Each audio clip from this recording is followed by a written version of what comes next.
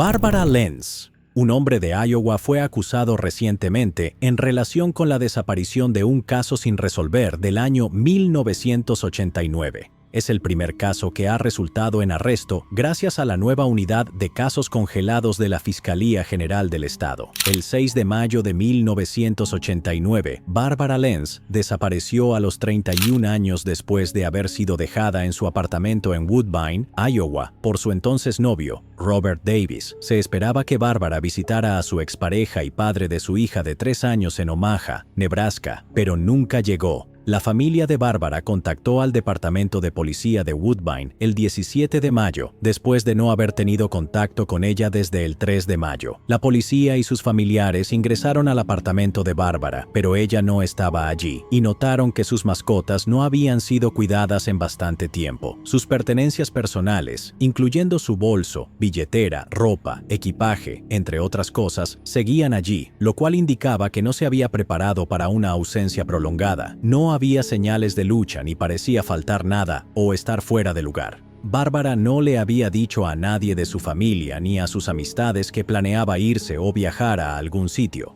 La policía determinó que Robert fue la última persona en ver con vida a Barbara. Él les dijo a los investigadores que ella lo había llamado desde Omaha para decirle que estaba con su hija, pero la policía concluyó que nunca llegó allí.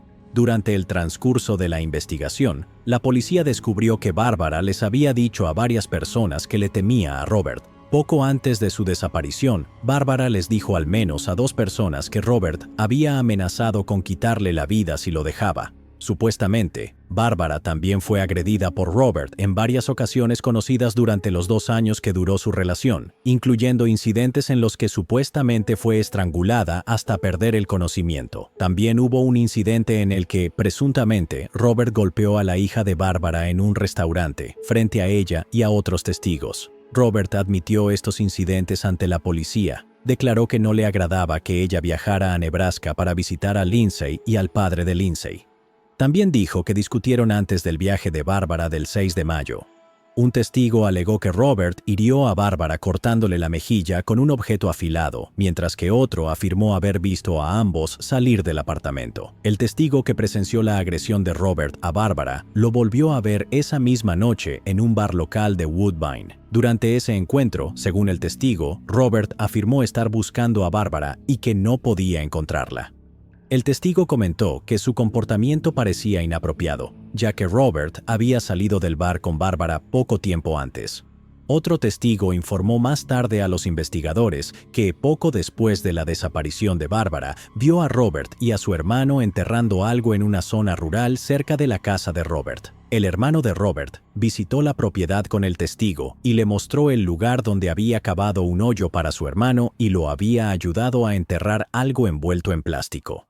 La denuncia no especificaba si el área fue excavada o qué había dentro del envoltorio de plástico. Otros testigos le dijeron a la policía que Robert les había advertido que terminarían como Barbara después de algunas discusiones. Los restos de Barbara no fueron encontrados y el caso se enfrió. Después de 17 años sin respuestas, surgió una pista cuando unos recolectores de hongos hallaron restos óseos de una mujer dentro de un barril de 208 litros, que se pensaba que podían pertenecer a Barbara. Sin embargo, los registros dentales determinaron que no era ella. El caso fue entonces reabierto y reinvestigado. Debido al comportamiento y los antecedentes de Richard Davis con Barbara, los investigadores creen que él le quitó la vida con malicia premeditada, de manera intencional, deliberada y con planificación. Posteriormente fue arrestado el 10 de marzo del 2025. Fue acusado de homicidio en primer grado. No se registró ningún abogado en su defensa. La hija de Barbara, Lindsay Crew, dijo que el arresto de Davis fue algo muy irreal y que era algo que había esperado toda su vida. Ella expresó lo siguiente: "Nunca pensé que este día llegaría", y agregó que espera que los investigadores por fin puedan localizar los restos de su madre.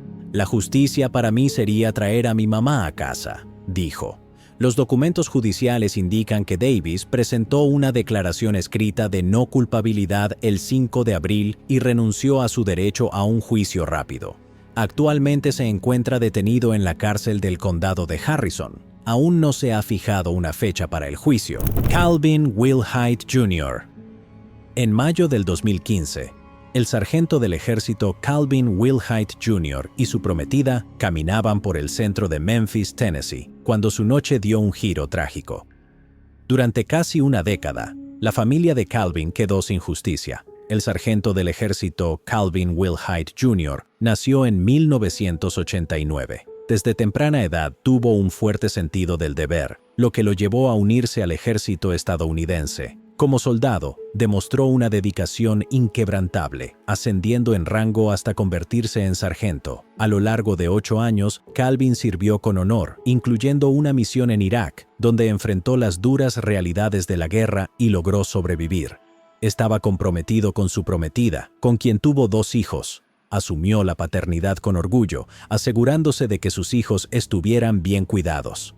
En la noche del 24 de mayo del 2015, Calvin y su prometida caminaban por el centro de Memphis, Tennessee, después de haber pasado la velada en la calle Beale. El popular distrito de entretenimiento estaba lleno de actividad, con música, risas y multitudes disfrutando de la noche. Mientras la pareja avanzaba por la calle Cuarta Sur, cerca del FedEx Forum, su tranquilo paseo se tornó repentinamente peligroso. Un vehículo de color oscuro se aproximó, con 3 hombres en su interior.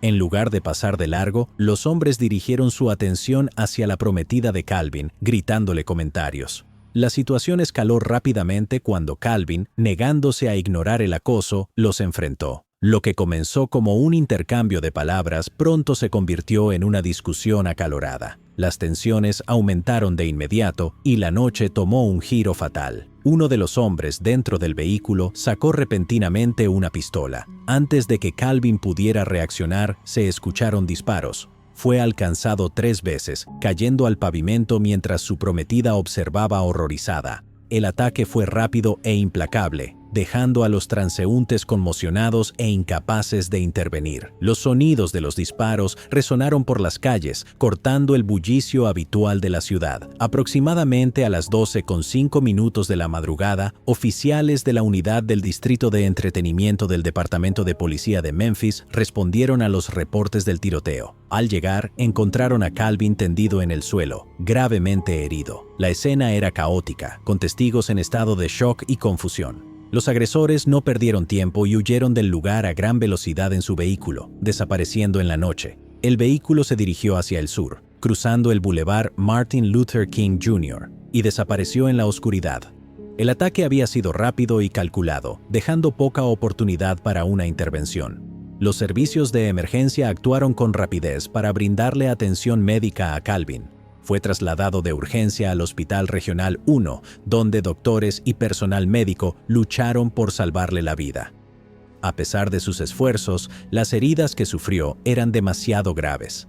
Las heridas de bala habían causado daños irreversibles y poco después de su llegada al hospital, Calvin fue declarado sin vida. La vida de un soldado devoto, padre y prometido fue arrebatada en un instante. Tras su fallecimiento, se inició una investigación para identificar a los responsables, luego de que el médico forense del condado de Shelby confirmara oficialmente que Calvin había sido deliberada y violentamente arrancado de su familia. Los agentes de la ley recorrieron el área en busca de pruebas, revisaron grabaciones de cámaras de seguridad y entrevistaron a testigos.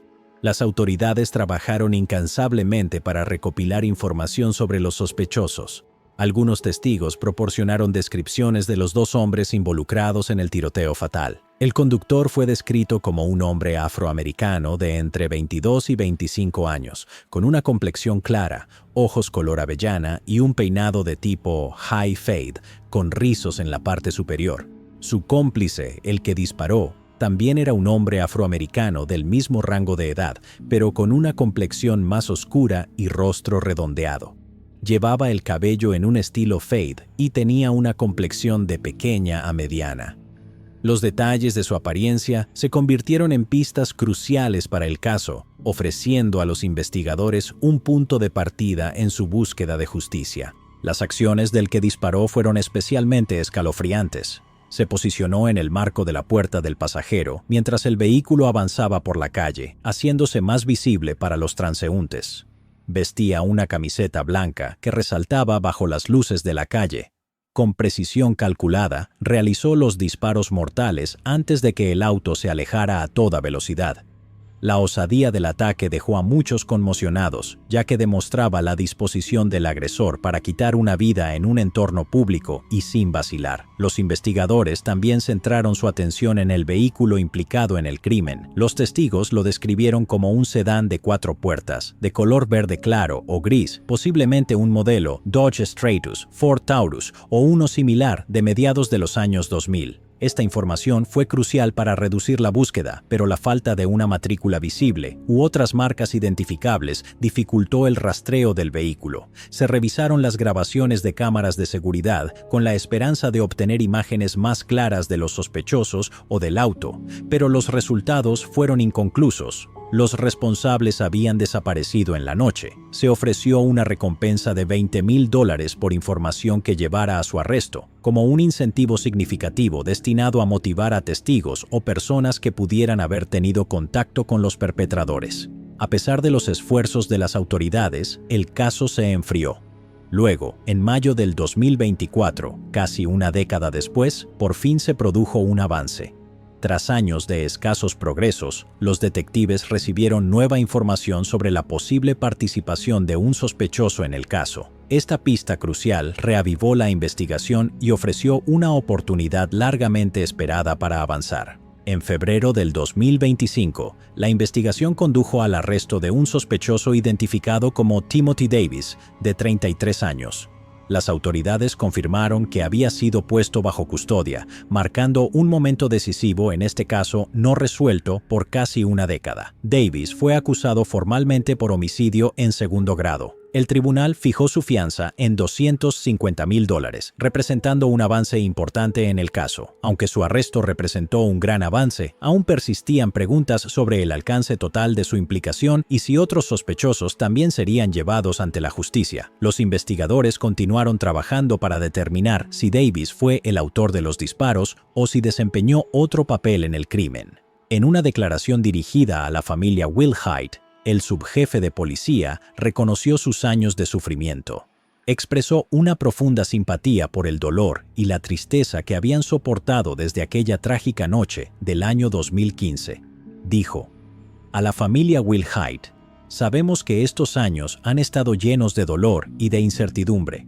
Aunque no podemos deshacer el dolor que han soportado, esperamos que saber que alguien está siendo responsabilizado les brinde algo de alivio y ayude en su proceso de sanación". Para la madre de Calvin, la detención de Davis fue un paso importante, pero no borró la tristeza de haber perdido a su hijo. Ella seguía centrada en el hecho de que otro sospechoso seguía libre después de casi una década. Expresó su frustración porque se hubiera tardado tanto en que la justicia llegara a este punto, sabiendo que había alguien allá afuera con información que podría haber llevado a un cierre mucho antes. Dijo: "Solo queríamos que la justicia llegara para mi hijo, porque sabíamos que alguien que conocía a los cobardes que le quitaron la vida a mi hijo estaba allá afuera". Aunque la detención de Davis representa un alivio parcial, el caso aún no está completamente cerrado, ya que al menos un sospechoso permanece prófugo. La búsqueda de justicia continúa. Y para los seres queridos de Calvin, la lucha no ha terminado hasta que todos los involucrados en su trágico final enfrenten la ley. Earl James McDaniel. En octubre del año 1984, en Arkansas, unos trabajadores hicieron el macabro hallazgo del cuerpo abandonado de un hombre. Durante casi 40 años, la víctima no identificada permaneció como un enigma inquietante. Su historia se había perdido en el tiempo.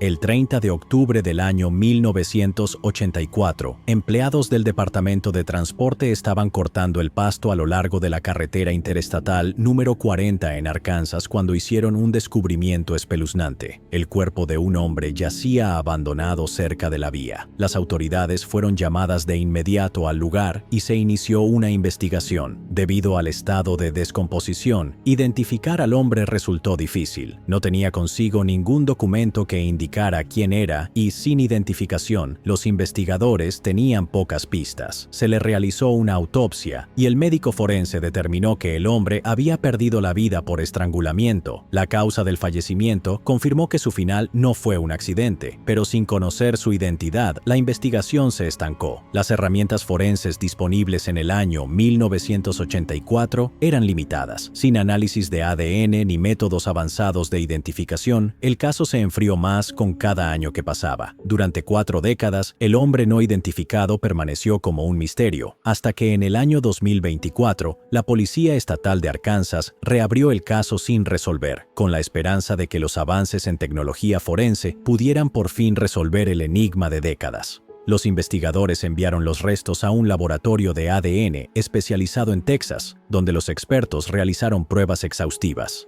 Tras años de incertidumbre, surgió una pista en marzo del año 2025. El laboratorio identificó los restos como pertenecientes a Earl James McDaniel, un hombre de 53 años originario de Kansas City, Missouri. Para confirmar la identidad sin lugar a dudas, los investigadores compararon el ADN de Earl James con el de su hija, quien vivía en el estado de Washington. Earl James nació en el año 1931. Era de Kansas City, Missouri. Solo tenía una hija. Tuvo una vida difícil durante su infancia, lo que lo llevó a una vida delictiva. Tenía antecedentes penales, incluyendo tiempo en prisión en el estado de Washington durante la década de 1960 y numerosos arrestos a lo largo del país en la década de 1980. Su vida estuvo marcada por repetidos encuentros con las autoridades y frecuentemente se veía envuelto en problemas legales. A pesar de ello, continuó moviéndose de un lugar a otro, dejando tras de sí un rastro de delitos que pintaban el retrato de un hombre perturbado e inquieto. Pero mientras un misterio fue resuelto, otro permanecía. ¿Quién fue responsable de quitarle la vida? Los registros mostraban que la última vez que se vio con vida a Earl James fue el 11 de septiembre del año 1984. Ese día había sido detenido por conducir en estado de ebriedad en Oskaloosa. Tras su arresto, no hubo más registros oficiales de sus movimientos. La unidad de casos no resueltos de la Policía Estatal de Arkansas centró su atención en reconstruir los últimos días de Earl James. Buscaron información de cualquier persona que pudiera haber tenido contacto con él entre su arresto en septiembre y el hallazgo de su cuerpo a finales de octubre. El estrangulamiento como causa del fallecimiento sugería un acto personal y deliberado, lo que generaba interrogantes sobre si Earl James había sido atacado por alguien que conocía.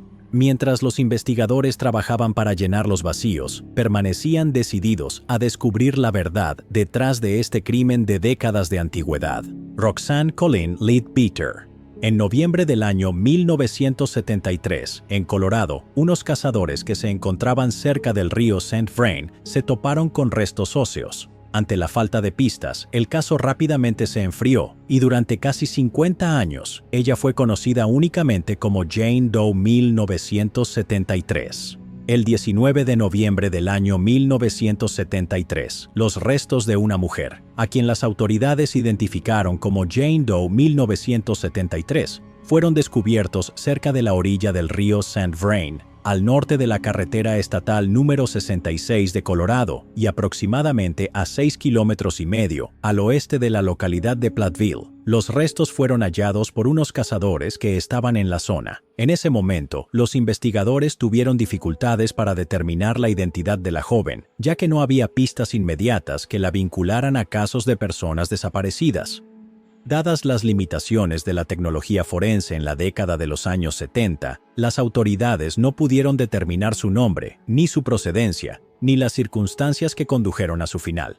Los investigadores sospechaban de un acto criminal, pero sin un nombre ni un reporte de desaparición para comparar, la investigación se estancó. El caso se enfrió rápidamente. Con el paso de los años, los avances forenses dieron nuevas esperanzas a las autoridades para resolver misterios antiguos como este. Durante las décadas siguientes, los detectives retomaron el caso periódicamente, con la esperanza de que la nueva tecnología proporcionara respuestas. Las familias de personas desaparecidas seguían buscando a sus seres queridos, sin saber que una de ellas ya había sido encontrada, pero sin ser reconocida. Mediante una búsqueda, los detectives pudieron localizar los restos de la víctima en el cementerio de Lynn Grove, en Greeley. A pesar del paso de casi 5 décadas, los avances en tecnología forense ofrecieron una nueva oportunidad para por fin descubrir su identidad. En abril del año 2022, los investigadores tomaron la decisión de exhumar los restos con la esperanza de obtener una muestra de ADN utilizable. Expertos forenses extrajeron cuidadosamente material genético y con la ayuda de técnicas modernas comenzaron el meticuloso proceso de análisis para pruebas de genealogía genética. 2 años después, en febrero del año 2024, se logró un avance. Un analista de genealogía forense del Buró de Investigación de Colorado entregó un informe de genealogía genética a la oficina del sheriff del condado de Weld. Los resultados del informe indicaban con alta probabilidad que los restos no identificados conocidos durante décadas como Jane Doe 1973 pertenecían a Roxanne Colleen Leadbeater, una joven de 15 años. Con esta nueva información, los investigadores intentaron notificar a los familiares sobrevivientes de Roxanne. Sin embargo, pronto supieron que tanto sus padres como su hermano habían fallecido en los años posteriores al hallazgo de sus restos. Las personas que alguna vez la buscaron desesperadamente ya no estaban vivas para recibir la noticia de que por fin había sido encontrada. Roxanne nació en 1958. Era originaria de Los Ángeles, California. Vivía cerca de Redondo Beach con sus padres y su hermano. Su familia la adoraba y compartía un lazo muy estrecho con ella. Roxanne asistía a la escuela secundaria Lawndale. Era una adolescente típica a quien le gustaba pasar tiempo con sus seres queridos. Sin embargo, todo cambió en un día fatídico, cuando la familia de Roxanne notó su ausencia. No había regresado a casa como se esperaba, y la preocupación pronto se transformó en pánico. Sus padres y hermanos la buscaron en los lugares que solía frecuentar, con la esperanza de encontrar alguna pista sobre su paradero. A medida que pasaba el tiempo sin señales de ella, el miedo se asentó, y la familia supo que algo andaba terriblemente mal. Roxanne nunca había desaparecido sin avisarles antes, y ese silencio inusual era alarmante. Desesperada por obtener respuestas, su familia se contactó con sus amistades, preguntando si alguien la había visto o había tenido noticias suyas. Desafortunadamente, nadie tenía información sobre su ubicación. Con los días, la ansiedad creció entre quienes la conocían. Los padres de Roxanne se aferraban a la esperanza de que regresaría sana y salva, pero en el fondo temían lo peor. Fue un momento agridulce. Aunque el misterio de su identidad se había resuelto, quienes más la amaron nunca conocerían la verdad. Decididos a encontrar a los parientes vivos más cercanos, los detectives se pusieron en contacto con los primos hermanos de Roxanne. Lamentablemente, su búsqueda reveló que esos primos no mantenían una relación cercana ni con Roxanne ni con su familia directa. Los familiares informaron a los detectives que todos recordaban que ella había desaparecido alrededor del año 1972, cuando tenía solo 15 años. Esta información coincidía con lo que los investigadores ya sospechaban y confirmaba que su desaparición había pasado inadvertida para las autoridades durante décadas. Sin embargo, cuando los detectives se comunicaron con varias agencias de seguridad pública en California, se toparon con un obstáculo inquietante. Ninguna agencia tenía registros de que Roxanne hubiera sido reportada como desaparecida. Era como si su desaparición nunca hubiese sido documentada oficialmente, lo que añadía otra capa de misterio a un caso ya complejo. En enero del año 2025, el analista de genealogía forense del Buró de Investigación de Colorado confirmó con certeza que la Jane Doe 1973 era, en efecto, Roxanne Leadbeater. Esta conclusión se basó en una comparación genética entre sus restos y el ADN de su prima. Aunque habían pasado más de 5 décadas, el nombre de Roxanne por fin fue restaurado y su familia pudo reconocer la verdad sobre lo que le había sucedido. El director del buró destacó la importancia de este hallazgo, subrayando cómo los avances en tecnología del ADN han cambiado la manera de resolver casos estancados. El director declaró: Este caso resalta la importancia de preservar evidencia, incluso en crímenes con varias décadas de antigüedad. Los avances en tecnología del ADN nos han dado una herramienta poderosa para ayudar a resolver casos no resueltos y brindar respuestas largamente esperadas a las familias de víctimas que nunca fueron olvidadas. Pero al resolverse un misterio, surgió otro. ¿Cómo había desaparecido sin dejar rastro? ¿Quién fue responsable de su muerte? ¿Cómo una adolescente de 15 años desapareció sin dejar huella, para ser encontrada a casi 1000 kilómetros de distancia, en otro estado, en Colorado? ¿Por qué no existía ningún registro de su desaparición? La investigación sobre la muerte de Roxanne Colleen Leadbeater permanece abierta, ya que las autoridades aún no han determinado ni la causa ni las circunstancias de su fallecimiento. Andrea Reyes. El 5 de octubre del año 1999, en Connecticut, el mundo de una familia se desmoronó cuando Andrea Reyes, de 23 meses de edad, desapareció sin dejar rastro. A pesar de los esfuerzos inmediatos por encontrarla, el caso pronto se estancó y con el paso de los años, Andrea continuó desaparecida.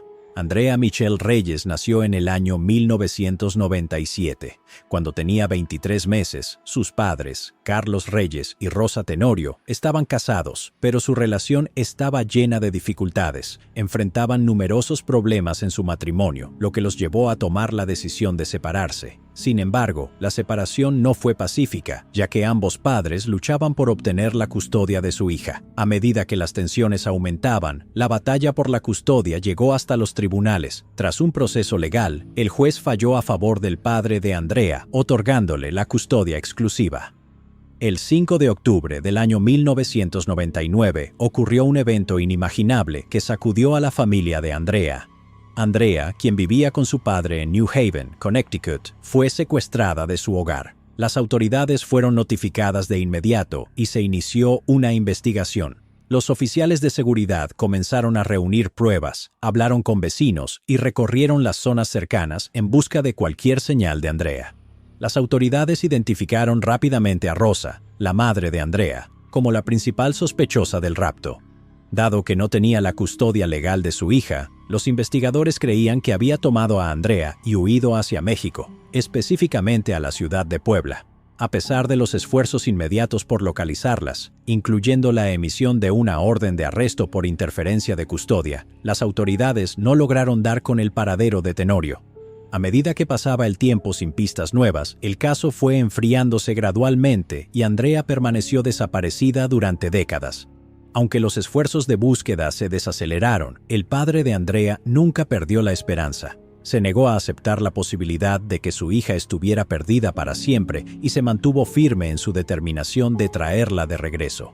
A lo largo de los años, hizo múltiples viajes a México siguiendo pistas que sugerían que su hija aún vivía allí bajo el cuidado de su madre. En el año 2023, 24 años después, el Departamento de Policía de New Haven tomó la decisión de reabrir el caso. Las autoridades se mostraron decididas a revisar las pistas antiguas y a utilizar técnicas de investigación modernas. Mediante una combinación de entrevistas, órdenes de registro y el uso de redes sociales, los investigadores lograron seguir el posible paradero de Andrea. Sus esfuerzos los condujeron a Puebla, México, donde creían que Andrea había estado viviendo durante años. Mientras trabajaban para confirmar su identidad, las autoridades colaboraron con Othram. Dada la complejidad del caso y el tiempo transcurrido, el análisis de ADN era el método más confiable para determinar si la mujer encontrada en Puebla era realmente Andrea Reyes. En marzo del año 2025, Othram completó la prueba de ADN y confirmó oficialmente la identidad de Andrea. Con su identidad verificada, Andrea, ahora de 27 años, tuvo la oportunidad de reencontrarse con su padre. Tras décadas de separación, ese momento tan esperado por fin estaba al alcance. El reencuentro emocional marcó el fin de un doloroso capítulo en sus vidas y el inicio de uno nuevo. Andrea ha podido reunirse con su padre después de décadas de separación, pero no se ha trasladado a los Estados Unidos. Continúa residiendo en México, el país donde vivió la mayor parte de su vida tras ser llevada cuando era una niña. Aunque su reunión con su padre ha sido confirmada, muchos detalles sobre su vida actual se mantienen en privado. La naturaleza de su relación con su madre, Rosa Tenorio, aún no está clara y se desconoce si continúan en contacto. A pesar de los obstáculos legales, los funcionarios de seguridad pública continúan monitoreando el caso, manteniendo el estatus de fugitiva de Tenorio activo en los registros oficiales. Aunque se sospecha su paradero, no ha habido confirmación de su ubicación exacta ni planes inmediatos para llevarla de regreso a los Estados Unidos para enfrentar cargos. Sin cooperación por parte de las autoridades mexicanas, los esfuerzos para su extradición permanecen estancados. Roseanne Sturtz. Un caso del año 1975 de una mujer de Maryland fue por fin resuelto con la ayuda de una antigua cinta de casete y una fotografía de la víctima. El 24 de agosto de 1975, Roseanne Sturtz, de 20 años, fue estrangulada luego de encontrarse con alguien en el club TikTok, ubicado en la calle Utah, en el centro de Baltimore, Maryland.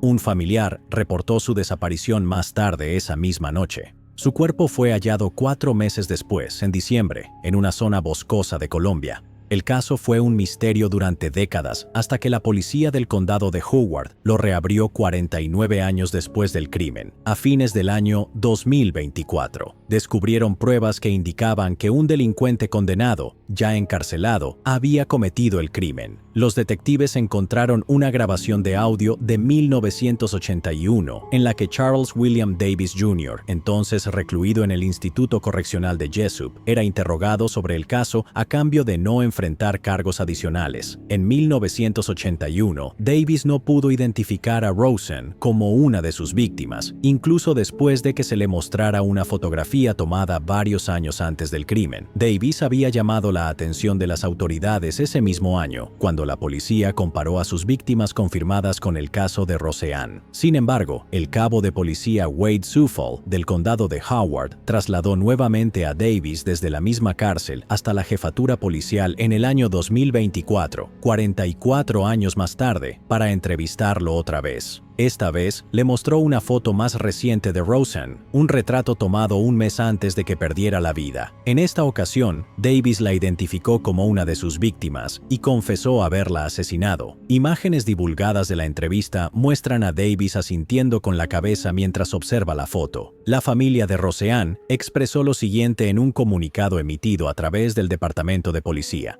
En noviembre del 2024, agradecimos haber conocido todos los detalles del caso, saber la fecha real del fallecimiento de Roseanne y recibir el cierre que habíamos estado esperando durante todos estos años.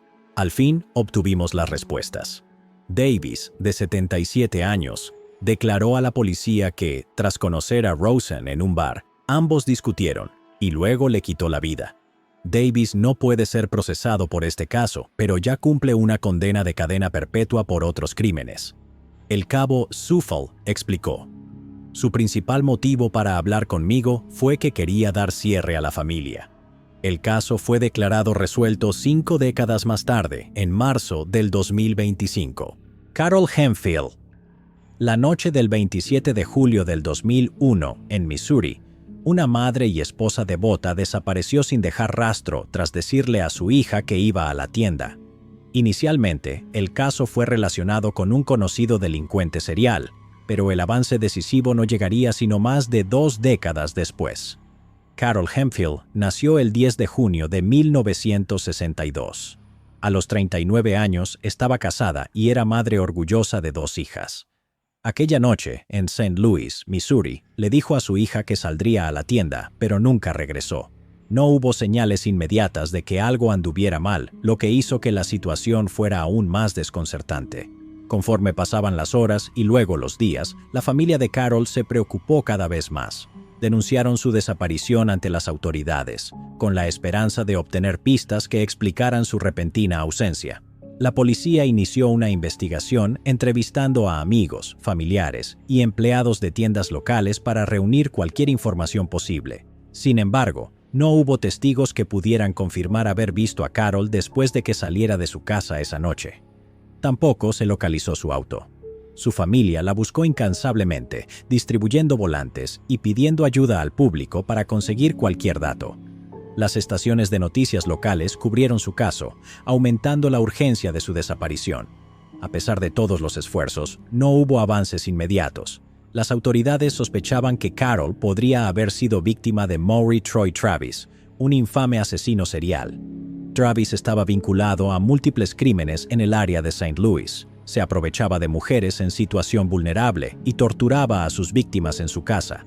Dadas las circunstancias de la desaparición de Carol, las autoridades creyeron que existía una alta probabilidad de que ella hubiera sido una de sus víctimas.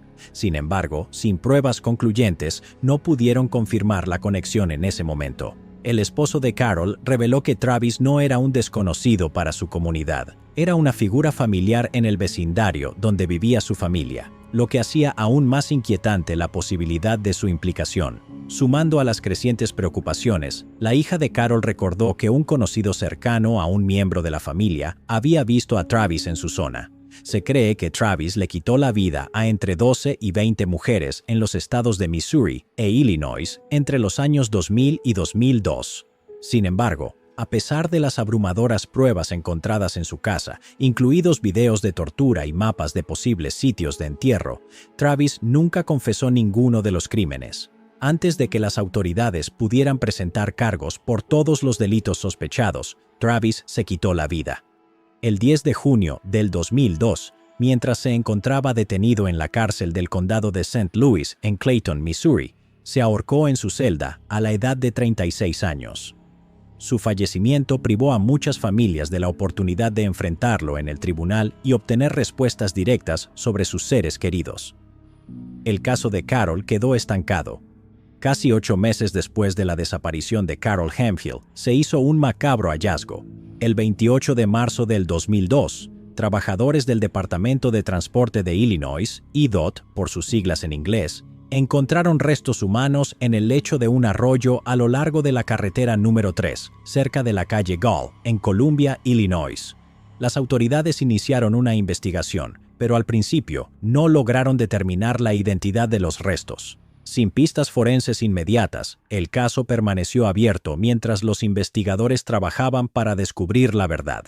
2 décadas más tarde, en el año 2022, surgió una oportunidad decisiva cuando una subvención financió una investigación de genealogía genética. Este enfoque innovador, que ya había ayudado a resolver otros casos sin resolver, ofrecía una nueva esperanza para identificar los restos. Como parte del esfuerzo, se enviaron porciones de los restos a un laboratorio especializado en el Centro para la Identificación Humana de la Universidad del Norte de Texas.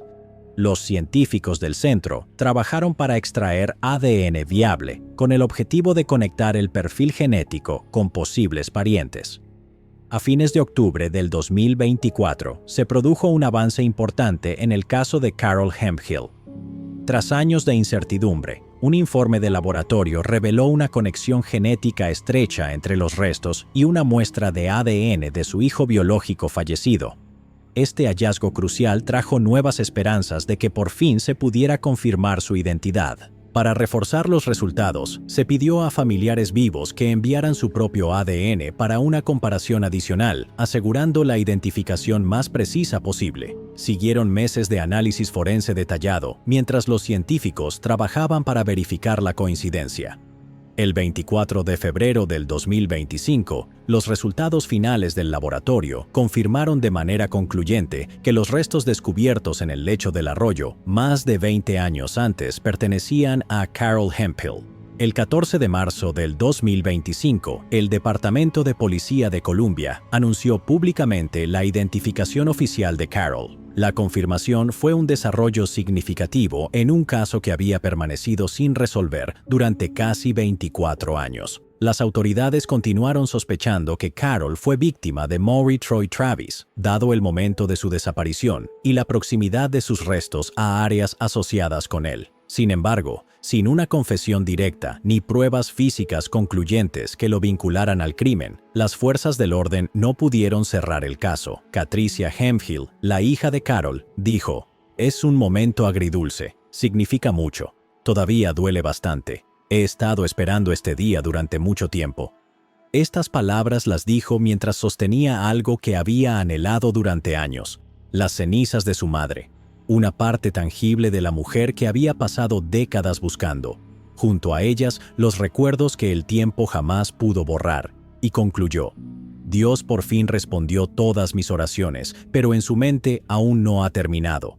Ella explicó, definitivamente quiero justicia. Esto es solo la mitad del camino. No estamos en el final hasta que se haga justicia. Quien haya sido, hizo lo que hizo, y yo quiero justicia. Y conozco a estos muchachos, sé que van a seguir trabajando en ello. Ricky Hemphill, el esposo de Carol, quien ahora tiene 63 años y vive en Houston, dijo que se fue a acostar después de la cena la noche en que su esposa fue vista por última vez por sus seres queridos. Tenía 18 años cuando conoció a su esposa y dijo que era una persona amorosa. Dijo, todos la querían y ella quería a todos. Realmente era una persona abierta. Era una persona feliz. Era una mujer maravillosa. Mary Moore Seawright. La noche del 18 de agosto de 1996, en París, Texas, Mary Moore Seawright, una querida figura de la comunidad, fue encontrada dentro de su hogar brutalmente agredida y luchando por su vida. Su caso quedó sin resolver mientras el detective luchaba por encontrar respuestas, y el crimen permaneció sin resolver durante casi 30 años. Mary Moore Seawright nació en 1910 en París, Texas. Era una orgullosa nativa de París, pero se mudó a la zona de Austin, Texas, en 1939. Fue allí donde conoció a su futuro esposo, Dan Seawright, un habitante de Austin y presidente de la compañía Walter Tibbs Hardware. Su unión marcó el inicio de una vida próspera juntos, una vida que les permitió adquirir varios cientos de acres de tierra en Austin. Durante casi 30 años residieron en su rancho, construyendo un legado que más tarde se convertiría en una parte importante de la historia de Austin.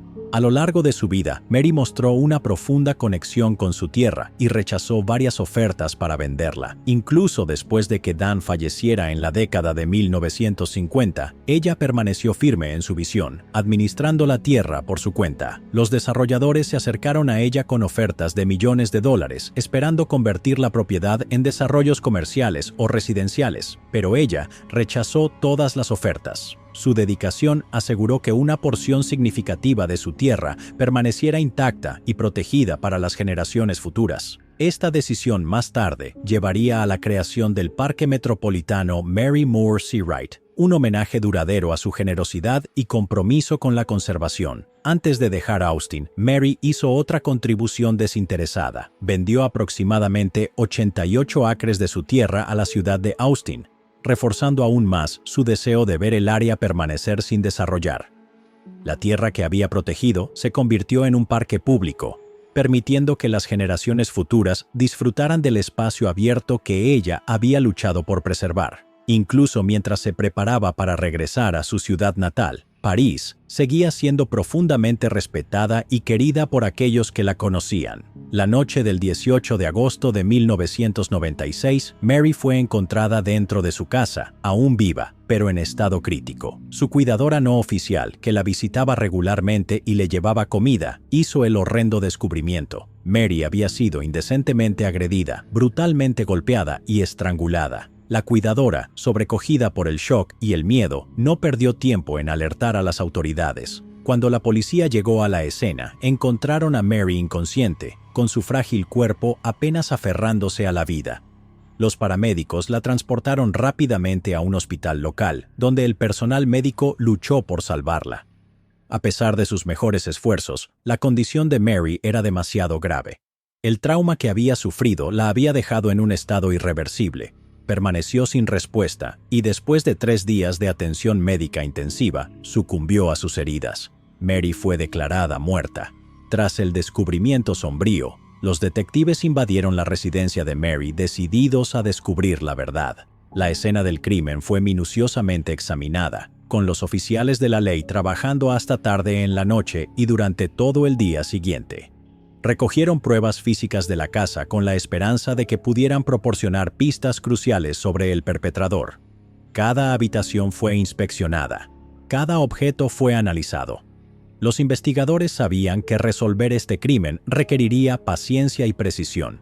Varios individuos fueron entrevistados en relación con el caso, incluidos vecinos y posibles testigos.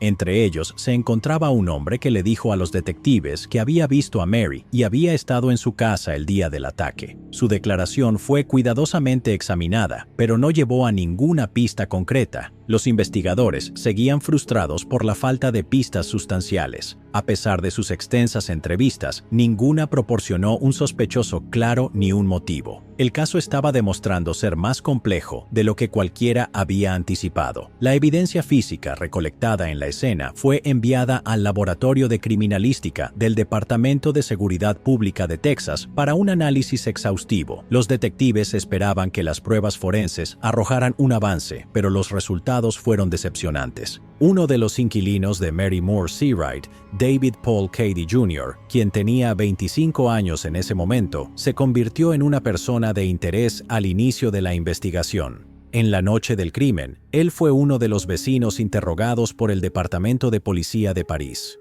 Los detectives notaron su comportamiento durante la entrevista. Parecía nervioso e intentaba ocultar una cortadura en su mano derecha. Cuando se le preguntó sobre la herida, David dio explicaciones inconsistentes, lo que aumentó la sospecha. Los investigadores estaban ansiosos por determinar si su herida estaba relacionada con el ataque a Mary. Como parte de su investigación, los detectives tomaron muestras de ADN de su mano. Sin embargo, a pesar de sus esfuerzos, el caso no avanzó. En ese momento, la tecnología forense tenía limitaciones y los resultados de las muestras no produjeron avances importantes. Sin pruebas concluyentes que vincularan a David o a cualquier otra persona con el crimen, el caso se fue enfriando. En el año 2021, casi 25 años después de que se terminara la vida de Mary, el caso fue reexaminado por los Rangers de Texas. Se identificó como elegible para el programa SAKI, Iniciativa de Kits de Asalto, del Departamento de Seguridad Pública de Texas. Esta iniciativa, financiada por el Departamento de Justicia y la Oficina de Asistencia para la Justicia, fue diseñada para proporcionar fondos y recursos a las agencias de la ley de todo Estados Unidos. Su principal objetivo era revisar y avanzar en casos de agresiones indecentes y otros casos relacionados no resueltos, llevando justicia a las víctimas y cierre a los familiares. El caso de Mary, que había estado dormido por tanto tiempo, cobró nueva vida gracias a esta iniciativa. Los investigadores revisaron meticulosamente la evidencia original con la esperanza de que los avances en la tecnología forense revelaran información que anteriormente había pasado desapercibida. La esperanza era que las modernas técnicas de análisis de ADN tuviesen éxito donde los métodos más antiguos habían fallado. A medida que los oficiales de la ley se adentraban más en el caso, reconsideraron la evidencia que alguna vez había parecido inconclusa, decididos a encontrar las respuestas que les habían eludido durante décadas. Los investigadores tomaron una decisión crítica.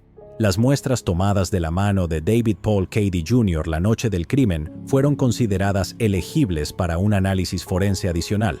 Este desarrollo reavivó el caso, dando a los detectives una renovada esperanza de resolver el misterio que rodeaba la muerte de Mary. Las pruebas avanzadas confirmaron lo que los investigadores habían sospechado durante mucho tiempo. El ADN de Cady estaba presente en la evidencia. Este hallazgo proporcionó el tan esperado vínculo entre él y el brutal ataque a Mary. Con esta pieza crucial de evidencia, los oficiales de la ley actuaron rápidamente para tomar medidas.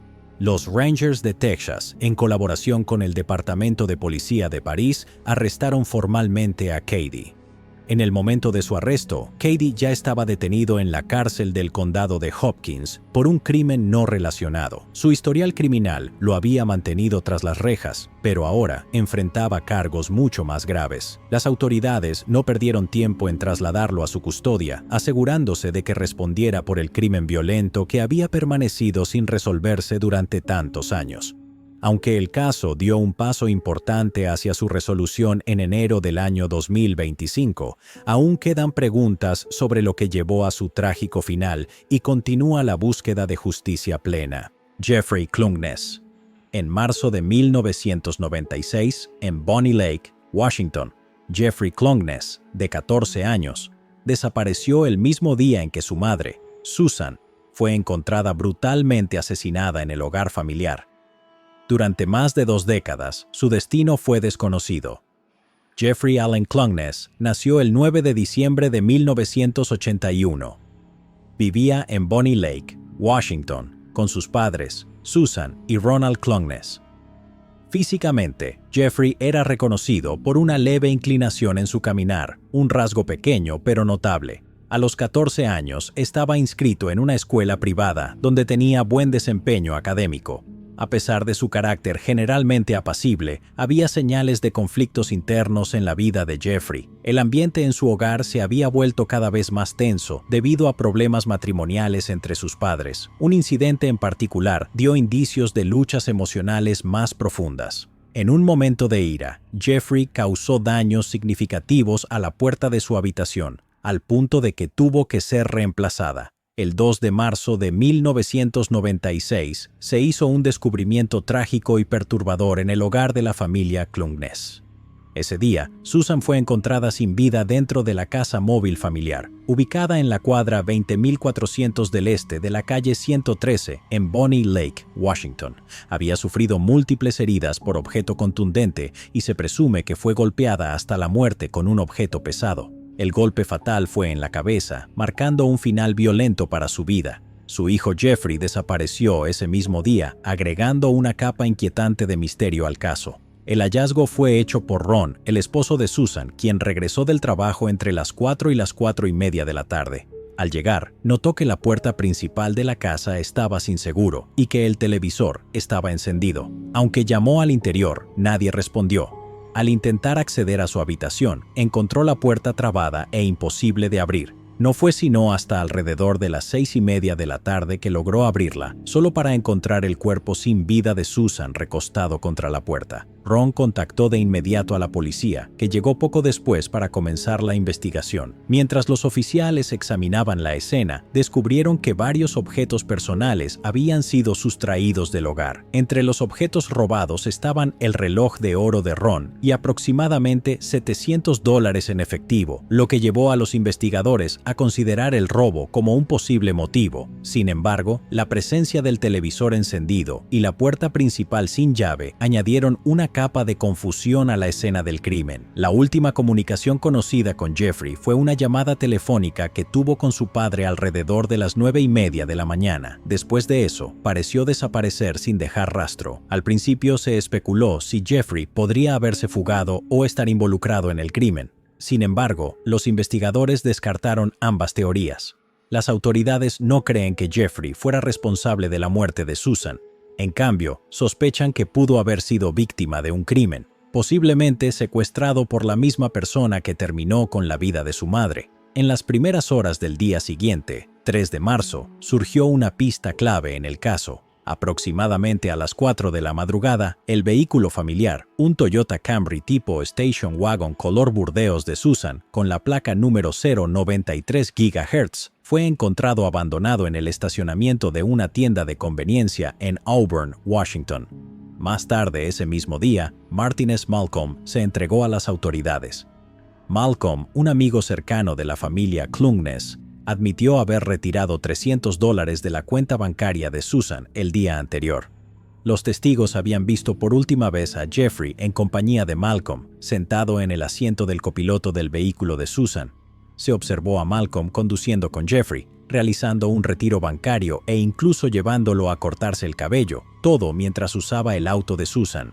Cuando fue interrogado, Malcolm afirmó que entró en pánico y huyó en el vehículo de Susan. Su explicación de los hechos fue vaga e incompleta. Posteriormente, fue arrestado y acusado de posesión de propiedad robada, lo que resultó en una condena de 45 días en la cárcel. Cabe destacar que se negó a cooperar más con las autoridades. Contrató representación legal, rechazó someterse a una prueba de polígrafo y no proporcionó detalles sobre lo que había ocurrido con Susan o Jeffrey. Las sospechas en torno a Malcolm solo se intensificaron cuando los investigadores descubrieron más sobre su pasado. Para marzo de 1996, ya era evidente que su presencia en el hogar Clungness se había vuelto cada vez más indeseada. La familia se sentía incómoda con él, aunque nunca se revelaron del todo las razones. Los antecedentes criminales de Malcolm añadieron una dimensión escalofriante a la investigación. Había sido condenado por homicidio en segundo grado en 1980 violenta por quitarle la vida a su exesposa y fue liberado de prisión en 1992. A pesar de este historial y los vínculos circunstanciales con el caso, nunca fue acusado formalmente en relación con Susan o Jeffrey y el caso se enfrió. En octubre del 2017, 2 décadas después, se hizo un descubrimiento importante en la zona remota de Greenwater, en el condado no incorporado de Pierce. Mientras recolectaban hongos, unos buscadores encontraron un fragmento de cráneo y lo reportaron a las autoridades. Al principio no había pistas inmediatas sobre la identidad de los restos, pero los avances en análisis de ADN cambiaron eso. Para agosto del 2020, 3 años después, los especialistas forenses habían logrado extraer ADN viable del fragmento de cráneo. A través de una comparación genealógica, se confirmó que el ADN tenía relación con la media hermana de Jeffrey Cluness. El análisis forense identificó concluyentemente que el fragmento pertenecía a Jeffrey Allen Cluness, quien había estado desaparecido por más de 25 años. El examen forense también determinó la causa de su fallecimiento. Sufrió múltiples lesiones por objeto contundente en la cabeza, consistentes con una agresión violenta. El forense oficial concluyó que su vida también fue arrebatada, confirmando las sospechas mantenidas durante mucho tiempo de que Jeffrey fue asesinado aproximadamente al mismo tiempo que su madre Susan, en marzo de 1996. Tras esta confirmación, los investigadores retomaron al principal sospechoso del caso, Martin S. Malcolm. Dada la nueva evidencia, se emitió una orden de arresto contra él. Sin embargo, pronto las autoridades se enteraron de que Malcolm había fallecido por causas naturales en agosto del 2022, a la edad de 67 años. Con su fallecimiento se esfumó toda esperanza de una confesión directa o de obtener más información sobre los últimos momentos de Jeffrey. La Fiscalía del Condado de Pierce confirmó en marzo del 2025 que se habrían presentado cargos si Malcolm aún estuviera vivo. Aunque algunos aspectos de la investigación aún se están finalizando, las autoridades consideran el caso resuelto. Si bien el sospechoso nunca enfrentará juicio, el caso alcanzó un nivel de resolución que durante mucho tiempo pareció fuera de alcance. Girthy, Carolina. En el año 1997, en Sasakwa, Oklahoma, Girthy, Carolina, de 81 años, fue encontrada sin vida en el piso de su cocina. Fue víctima de un ataque brutal. Lo que al principio parecía un acto aleatorio de violencia contra una mujer anciana, pronto reveló una red de codicia financiera, traición y confesiones impactantes. Girthy, Carolina, nació en 1918 y tuvo una vida larga y plena. A los 81 años residía en Sasakwa, Oklahoma, donde había pasado la mayor parte de su vida. Estuvo casada, pero posteriormente perdió a su esposo, lo que la llevó a afrontar la vida sola. Aunque nunca tuvo hijos propios, encontró una inmensa alegría en su familia extendida y estaba profundamente conectada con las personas de su comunidad. Con el paso de los años, Girthy se volvió cada vez más consciente de que su tiempo en la tierra era limitado. Quería asegurarse de que todos sus asuntos estuvieran en orden antes de partir. Entendiendo la importancia de un testamento y fideicomiso legal, consideró cuidadosamente sus opciones. Tras mucha reflexión, tomó la decisión de transferir la propiedad de sus bienes a su sobrina Carolyn Foreman y a su sobrina nieta Dakota Davis. Era su deseo que, después de su partida, ambas heredaran todo por lo que había trabajado arduamente.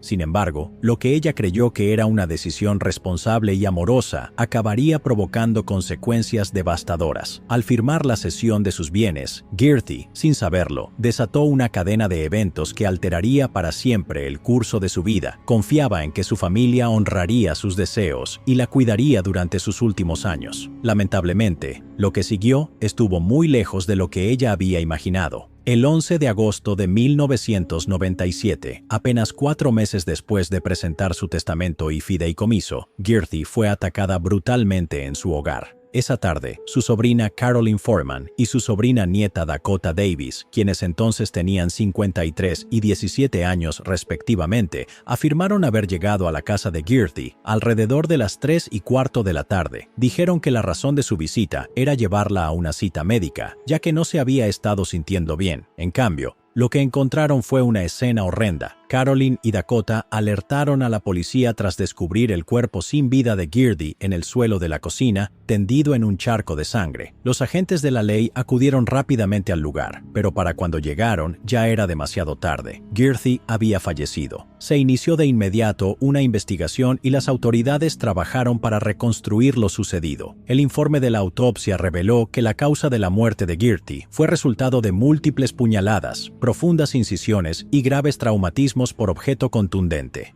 El nivel de violencia sugería un ataque motivado por una intensa furia, lo que llevó a los investigadores a preguntarse quién podría haber cometido un acto tan brutal contra una mujer anciana. La policía entrevistó a amigos, vecinos y miembros de la familia, con la esperanza de descubrir cualquier pista que pudiera llevar al responsable. Sin embargo, no surgieron sospechosos claros y la investigación pronto enfrentó obstáculos. A medida que pasaban los meses y luego los años, el caso de Girty permaneció sin resolverse. En el año 2023, tras 26 años de preguntas sin respuesta, agentes del Buró Estatal de Investigación de Oklahoma, OSBI, por sus siglas en inglés, decidieron reexaminar las pruebas del caso de Girty. Los avances en tecnología forense les permitieron revisar piezas clave de evidencia que habían permanecido sin analizar durante años. Entre esos objetos se encontraba un zapato recogido en la escena del crimen en 1997. Los investigadores se enfocaron en una mancha de sangre hallada en el zapato, sospechando que podría contener la clave que habían buscado durante tanto tiempo. A comienzos del año 2025, las pruebas confirmaron lo que las autoridades sospechaban. La sangre en el zapato pertenecía a Girty y el vínculo forense apuntaba directamente a Dakota, la sobrina nieta de Girty. Con esta evidencia innegable, los investigadores por fin tenían la prueba que necesitaban para presentar cargos contra las responsables de este brutal crimen. Poco después del descubrimiento, el 5 de marzo del 2025, las autoridades arrestaron a Dakota Davis, de 45 años, y a su madre, Carolyn Foreman, de 81 años. Ambas mujeres fueron acusadas de homicidio en primer grado y de conspiración para quitarle la vida a una persona. Las autoridades revelaron que, a lo largo de los años, varias personas habían brindado declaraciones sobre la participación de Dakota en el crimen. Según el acta judicial, Dakota había confesado el crimen en múltiples ocasiones. Algunos testigos recordaron que ella describió cómo había usado un machete para llevar a cabo el ataque, mientras que otros afirmaron que había dicho haber utilizado un hacha. Los investigadores creyeron que esta inconsistencia era un intento de minimizar su responsabilidad o de distorsionar los detalles del crimen. Los investigadores encontraron aún más evidencia incriminatoria cuando el padre de Dakota se presentó con detalles impactantes sobre las confesiones de su hija. Recordó que, en el año 2001, Dakota le confesó haberle quitado la vida a Girty, diciéndole que la había descuartizado.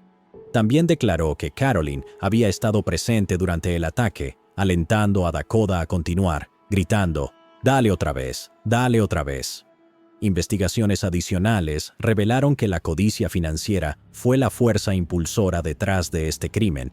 Según la declaración del padre, Girty había comenzado a molestarse cada vez más antes de su muerte al descubrir que Carolyn había estado retirando dinero de su cuenta bancaria para cubrir gastos personales.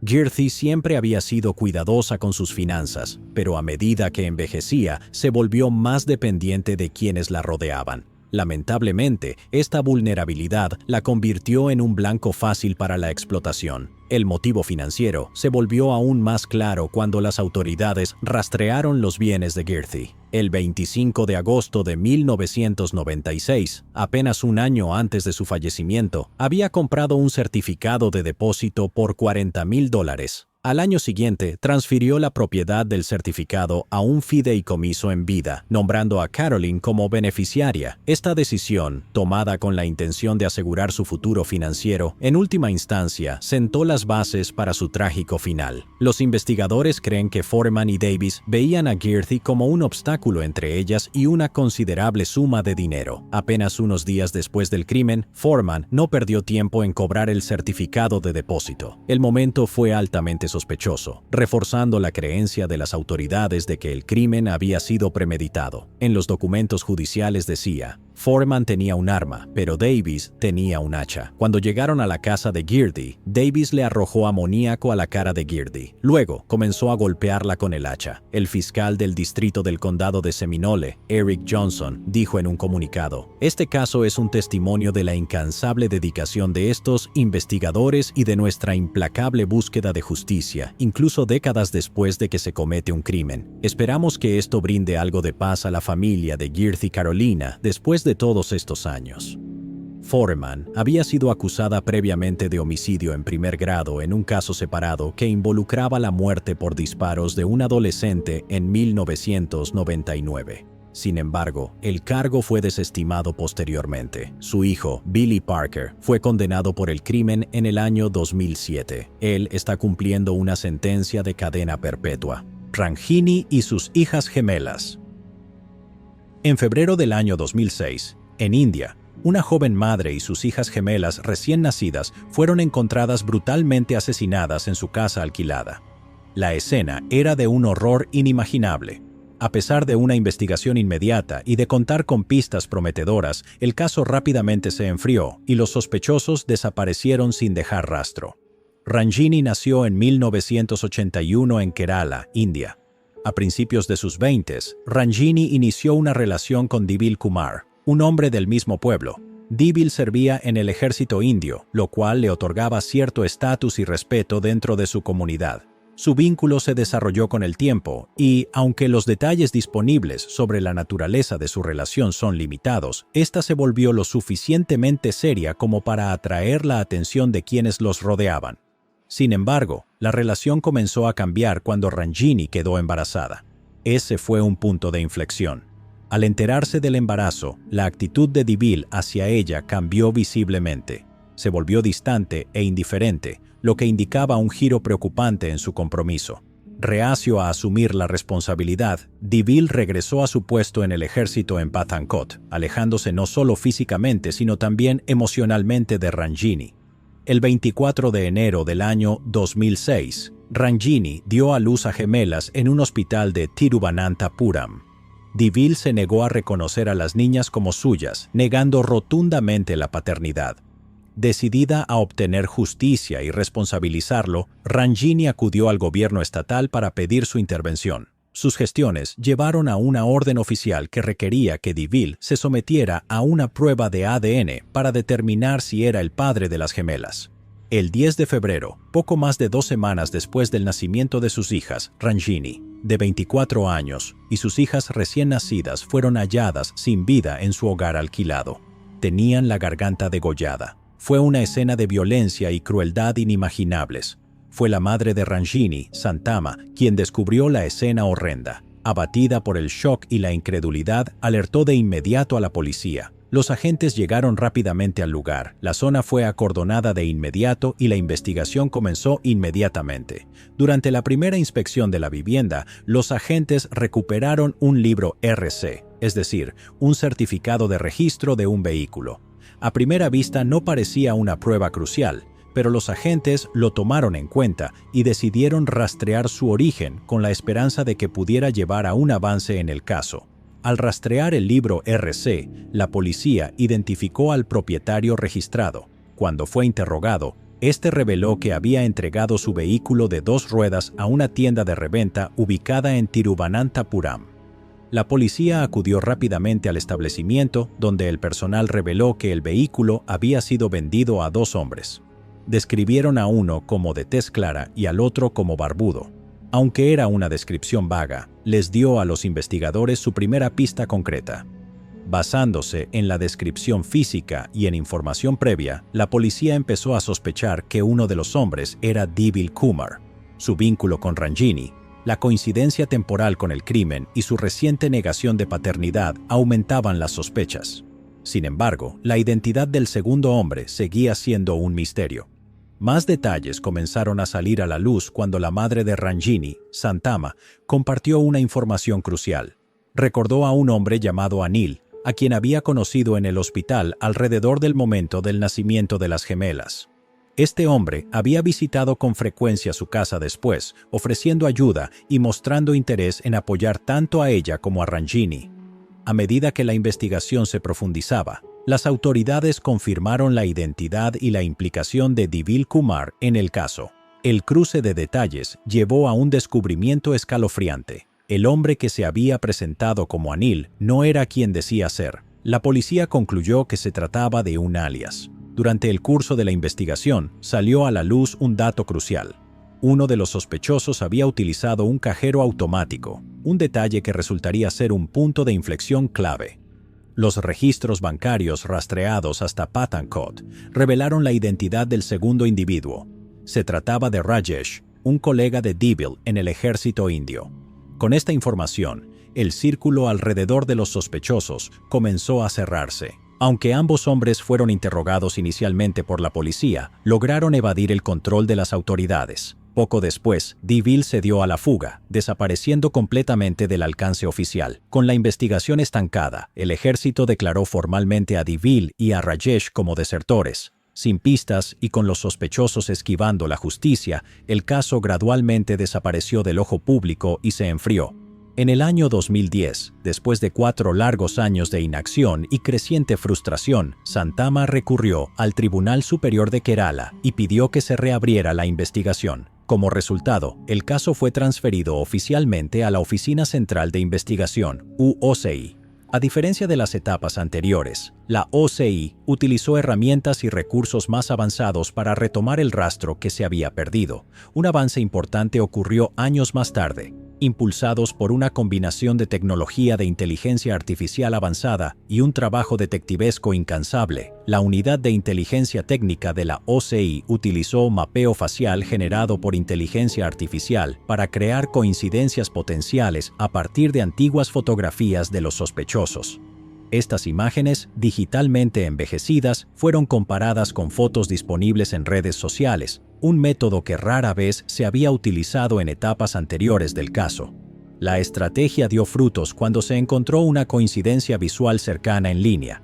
Las imágenes generadas por inteligencia artificial se alinearon con fotografías en redes sociales que habían pasado desapercibidas durante años.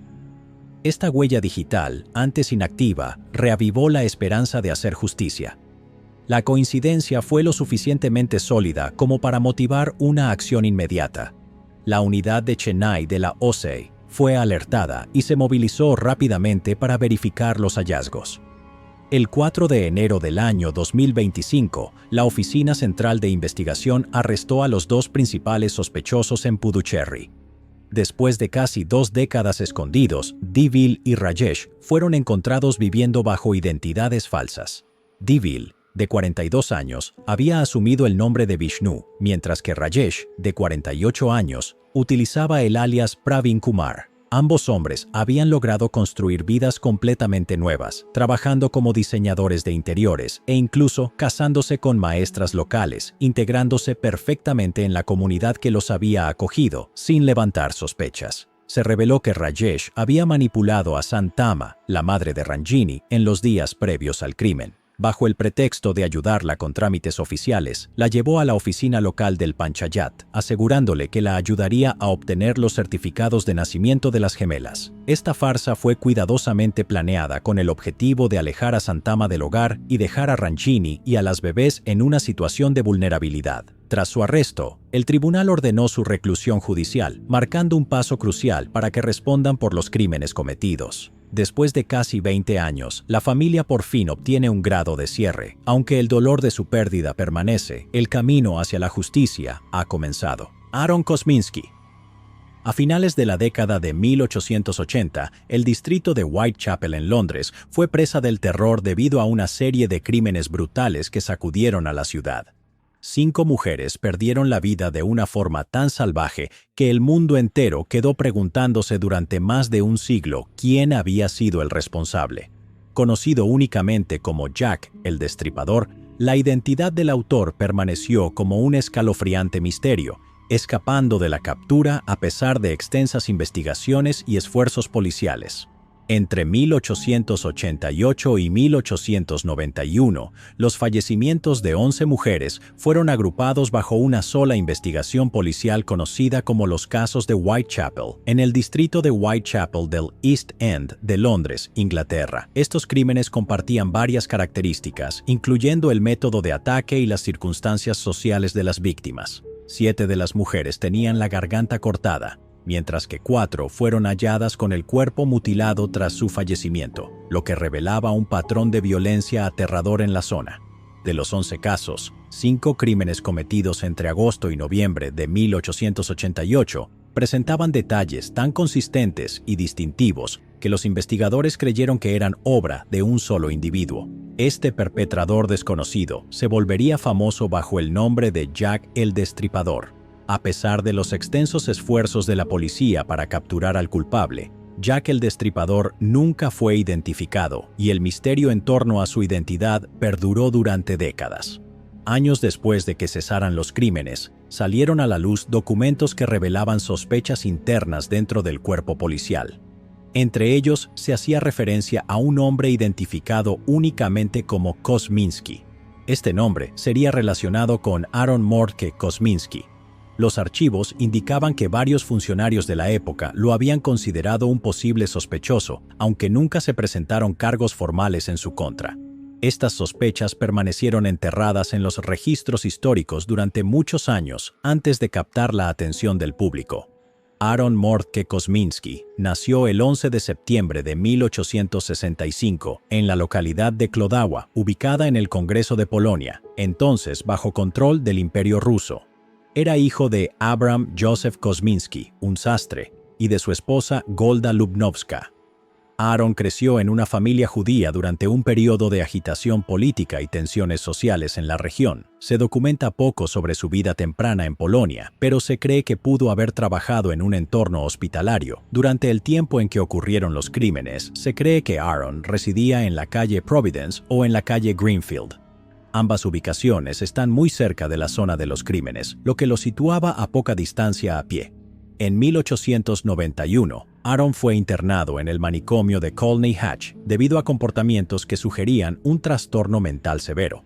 Entre los síntomas observados se incluían alucinaciones auditivas y un patrón de abandono personal, ambos indicios de un estado psicológico en deterioro. Antes de ser internado, se reportó que había amenazado con un cuchillo a una mujer, posiblemente su propia hermana o la hermana de un testigo involucrado en el proceso. Otro incidente documentado ocurrió en enero de 1892, cuando blandió una silla contra un asistente del manicomio. Estos 2 episodios son los únicos registros conocidos de conducta violenta durante su vida. Mientras estuvo en el manicomio, Aaron mostró preferencia por hablar en yiddish, su lengua materna. Esta elección lingüística sugiere que su dominio del inglés era limitado, lo cual plantea dudas sobre su capacidad para interactuar con mujeres angloparlantes del modo en que se cree que lo hizo Jack el Destripador.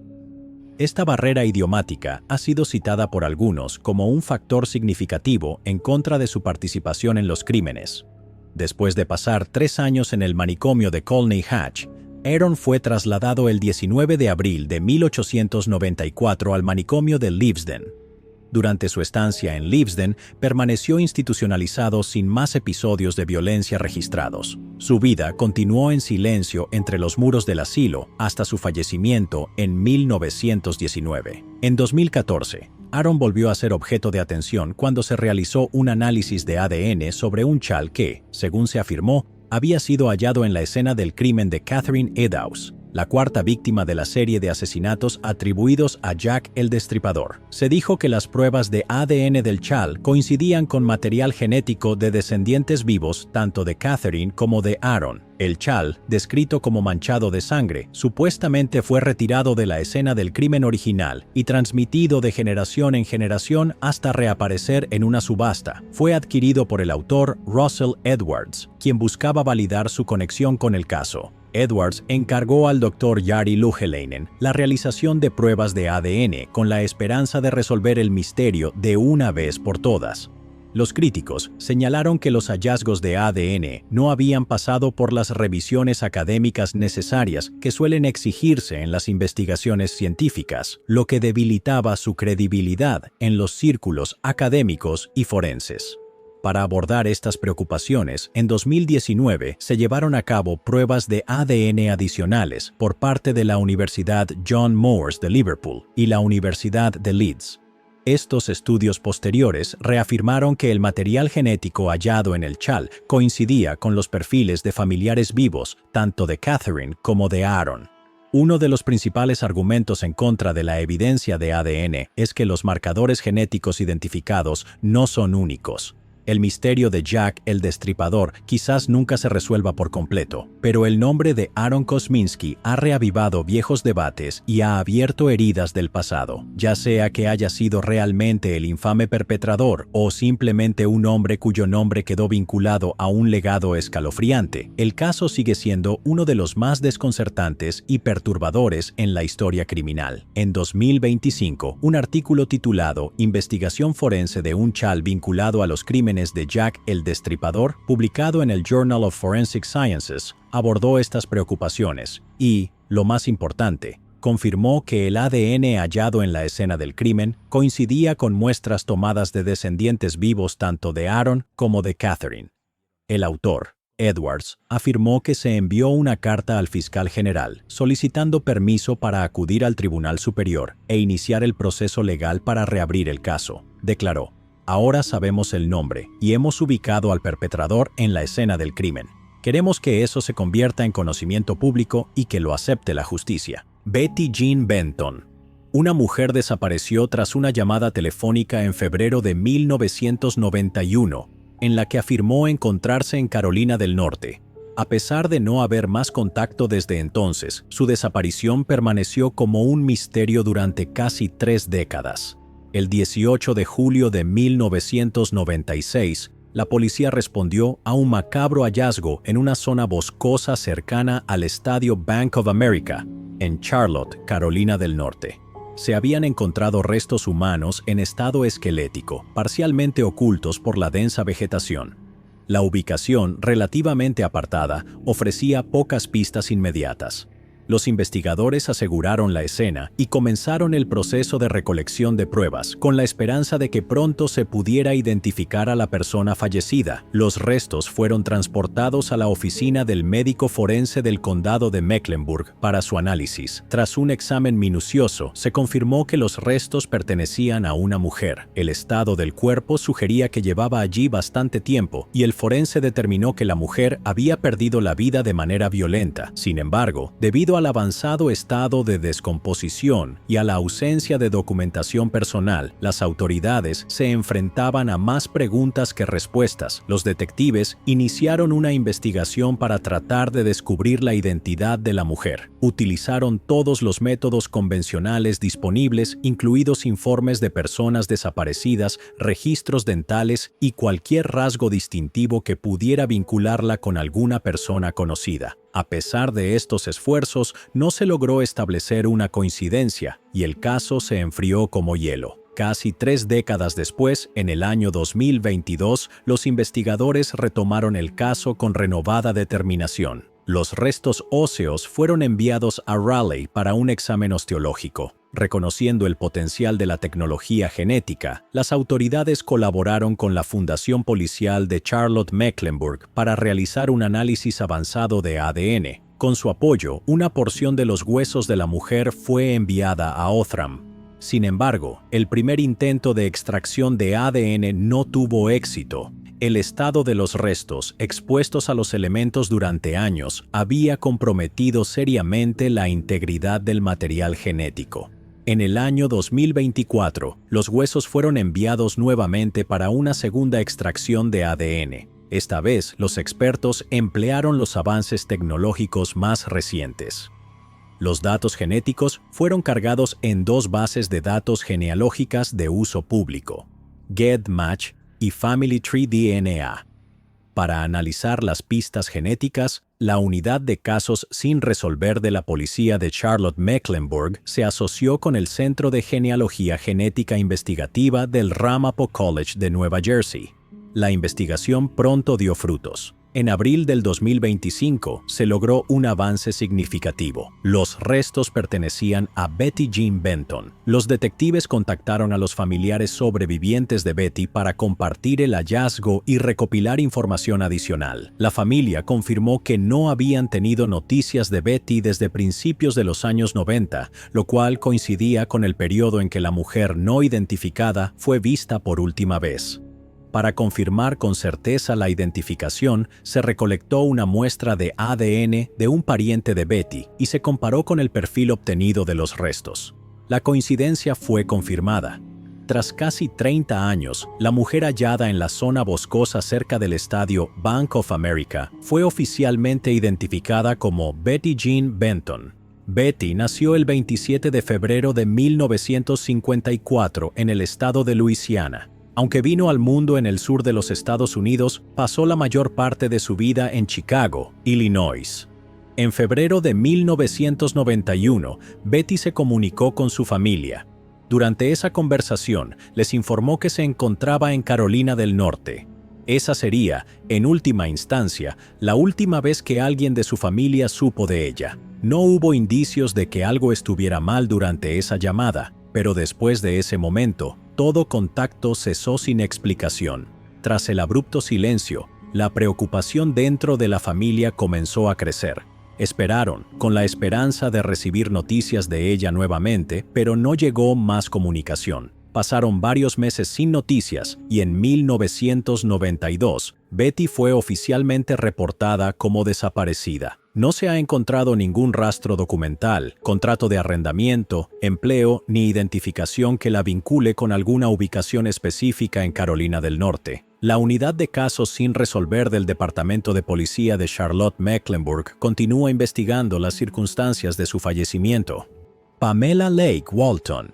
En el verano de 1988, una mujer transgénero desapareció de Lexington, Kentucky, después de que se desestimara un cargo por prostitución.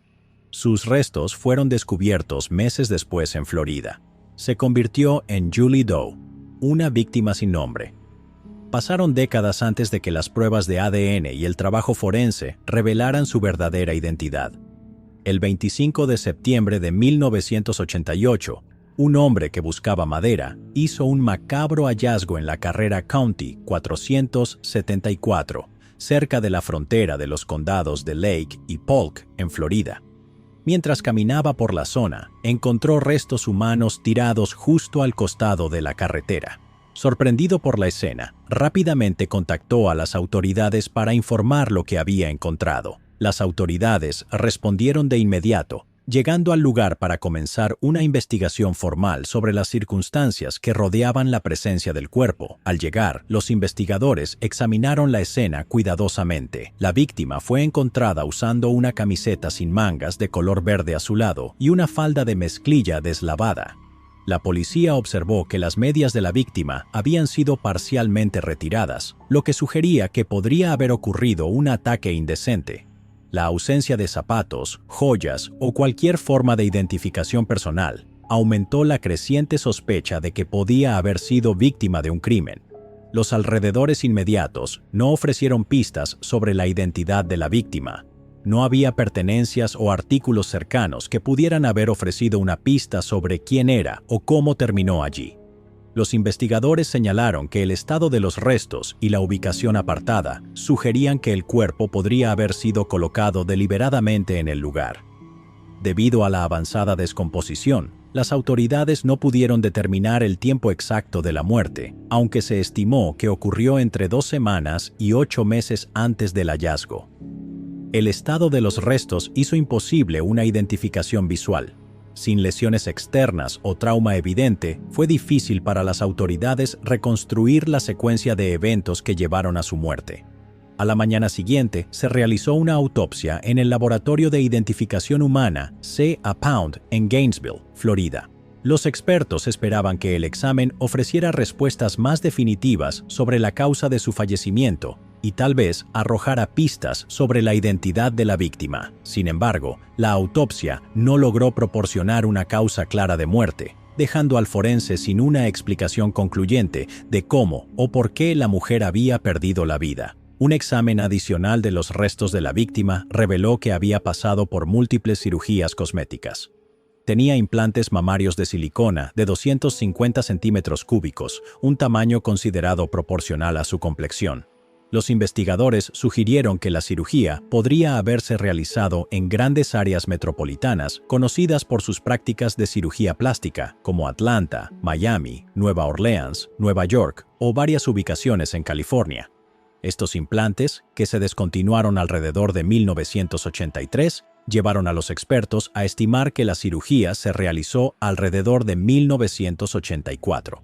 Además del aumento de senos, la víctima también parecía haber pasado por una rinoplastia. Esta alteración quirúrgica en la nariz pudo haber sido cosmética o un procedimiento correctivo relacionado con una lesión nasal previa. Estas cirugías apuntaron aún más a los esfuerzos de la víctima por afirmar su identidad de género a través de una transición médica, algo que en esa época era considerablemente menos común y mucho más estigmatizado de lo que es hoy en día.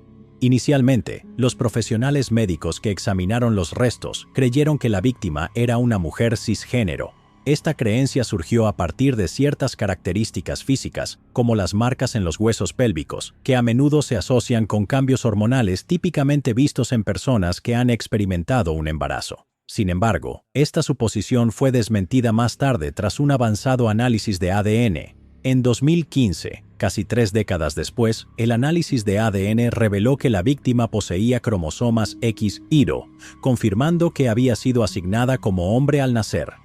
La presencia de terapia de reemplazo hormonal en su sistema había causado cambios óseos sutiles, lo que inicialmente llevó a la conclusión incorrecta sobre el embarazo. Al no haberse encontrado identificación en la escena, se creó un dibujo forense para aproximarse a cómo podría haber lucido en vida. En julio del 2018, se realizaron más trabajos forenses por parte de la Universidad del Sur de Florida en Tampa.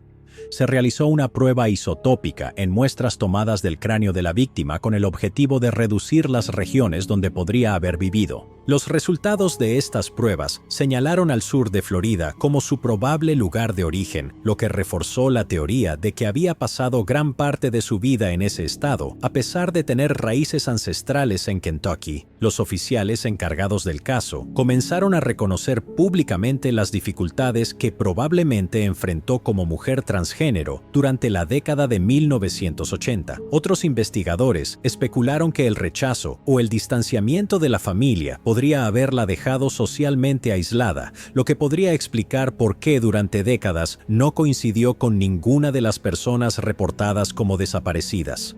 Cuando se determinó que la víctima era una mujer transgénero, el departamento del sheriff encargó un nuevo dibujo forense. Este, renderizado actualizado, se desarrolló a partir de la estructura de su cráneo y tenía la intención de reflejar de manera más precisa su presentación de género.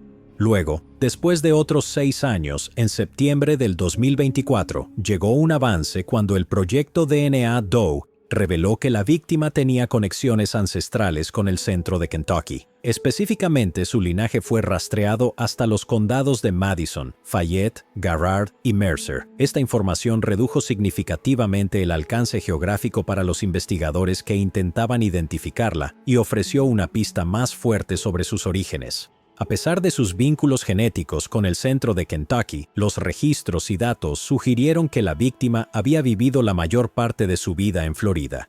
Esta separación geográfica sugirió la posibilidad de que no hubiera sido criada por su familia biológica. Poco después del descubrimiento de los restos no identificados, las autoridades recogieron huellas dactilares en un intento de establecer la identidad de la víctima. Después de años de trabajo determinado por parte de genealogistas forenses, se lograron avances significativos. Usando técnicas genéticas avanzadas, los investigadores identificaron posibles familiares de la víctima, quien había sido conocida como Julie Doe. La oficina del sheriff del condado de Lake se comunicó con estas personas y tras reunir más información, se enviaron muestras de ADN para su comparación. El 10 de marzo del 2025, el misterio que perduraba durante tanto tiempo se resolvió cuando los restos fueron oficialmente identificados como los de Pamela Leigh Walton. Pamela nació el 13 de mayo de 1963 en el estado de Kentucky. Asignada como hombre al nacer, fue dada en adopción a la edad de 5 años. Tras ser adoptada, su nombre fue cambiado legalmente a Leigh Allen Walton. Como adulta, Leigh realizó la transición y comenzó a vivir como Pamela Leigh Walton. Se identificaba como una mujer transgénero.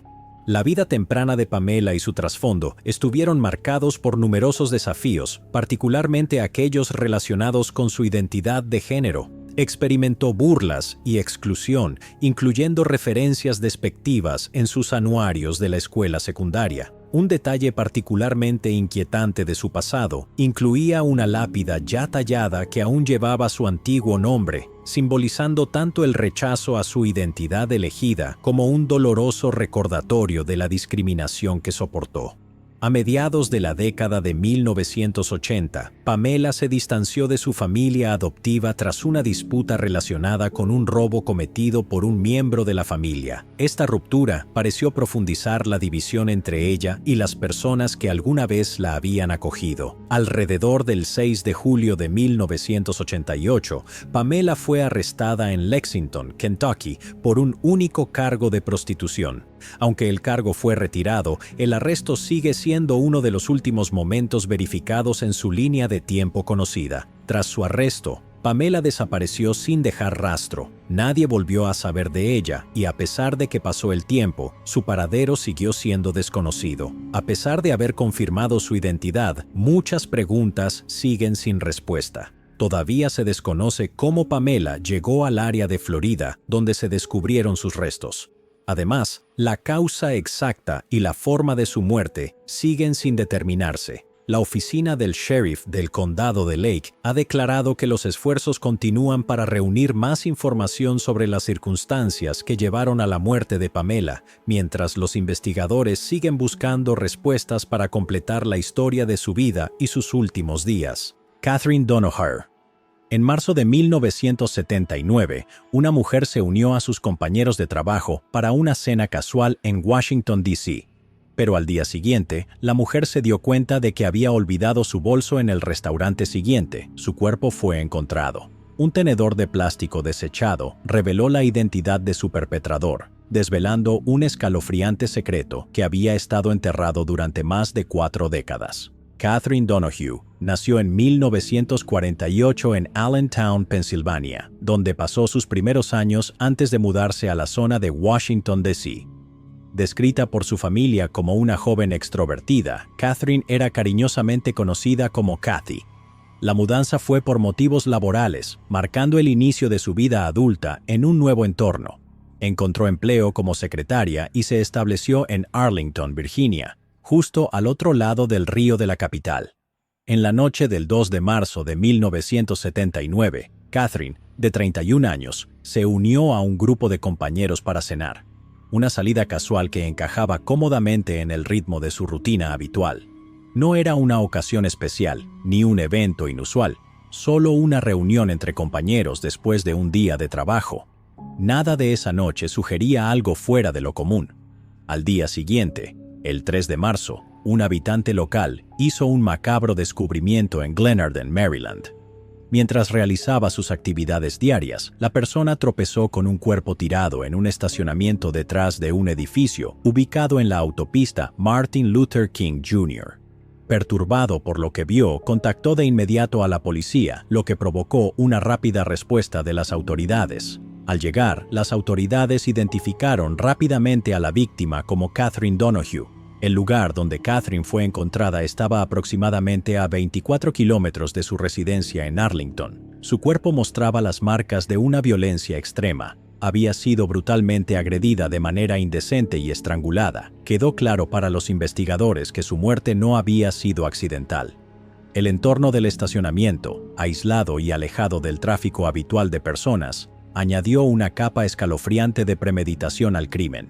La policía no perdió tiempo y lanzó una investigación completa sobre el caso. Recorrieron los últimos movimientos conocidos de Catherine, intentando reconstruir las horas posteriores a su cena con compañeros de trabajo. Pronto emergió un detalle clave. Un taxista supuestamente fue contratado para llevarla a casa esa noche. Sin embargo, los esfuerzos para localizar a esta persona no dieron frutos. El taxista había desaparecido y con él una posible pista en el caso. Los investigadores revisaron las pruebas disponibles y realizaron entrevistas con la esperanza de encontrar alguna pista que pudiera señalar al responsable. Pero a pesar de su determinación, no se lograron avances sustanciales. El violento y sin sentido crimen contra Catherine se sumó a la categoría de crímenes no resueltos, con su expediente agregándose a una creciente lista de casos fríos de la época. A finales del 2024, después de 45 años, el misterio de décadas tuvo un avance significativo. Tras años de progreso estancado, los investigadores recibieron una pista de ADN que reavivó el caso.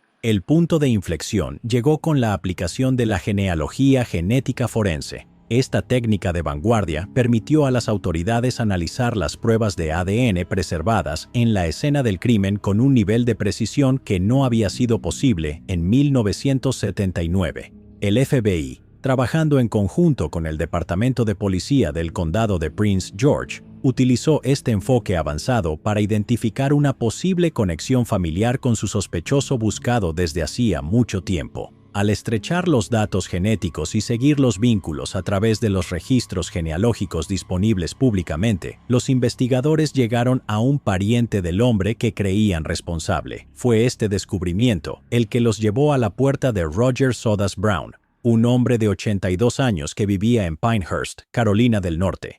Para confirmar su sospecha, las autoridades lanzaron una operación encubierta para recolectar una muestra de ADN de Brown sin que él lo supiera. Recuperaron un tenedor de plástico de su basura doméstica, un objeto común que pronto demostraría ser una pieza crítica de evidencia. El tenedor fue enviado para su análisis y comparado con la muestra de ADN preservada en la ropa de Catherine, encontrada en la escena del crimen décadas antes.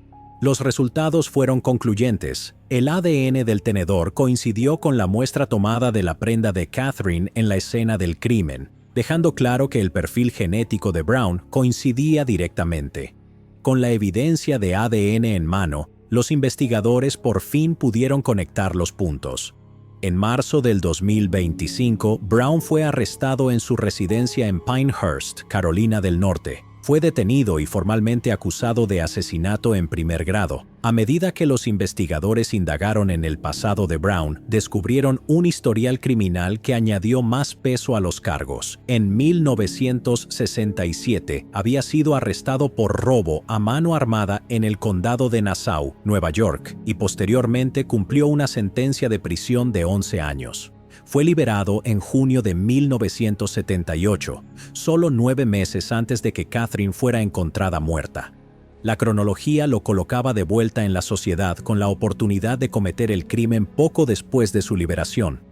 A pesar de la exhaustiva investigación, las autoridades no encontraron una conexión aparente entre Brown y Catherine. No había evidencia que sugiriera que los dos se conocieran, ni razón alguna para que sus caminos se cruzaran. Esta ausencia de vínculo personal apuntó a la perturbadora probabilidad de que el crimen hubiera sido un acto aleatorio de violencia.